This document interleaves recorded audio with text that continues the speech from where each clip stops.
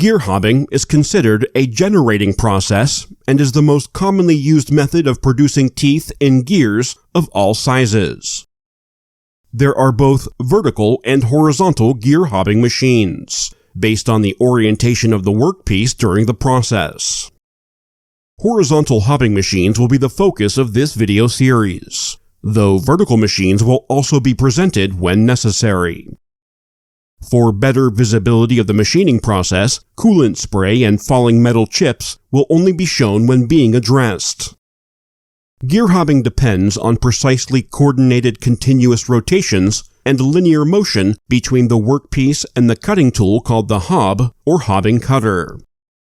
With all rotational and linear axes, the hobbing process involves either 6 axes or 7 axes. The process is sometimes referred to as 7-axis machining.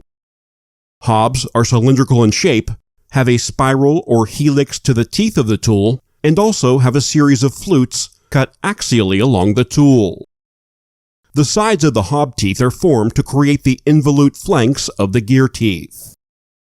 The curved surface of the gear teeth is a series of very small flats that approximate the theoretically correct involute shape.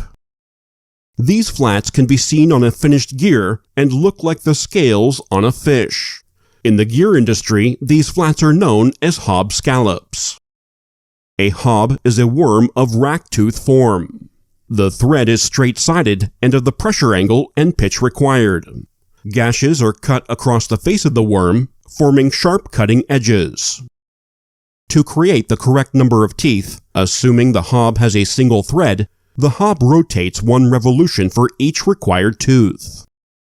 This is referred to as index or index ratio. On a mechanical machine, this is affected by means of change gears, the ratio of which is calculated by the engineer or the machinist.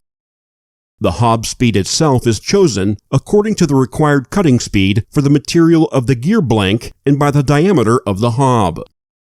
The speed of the hob in RPM is set up either by change gears or through some other speed control device according to the design of the machine.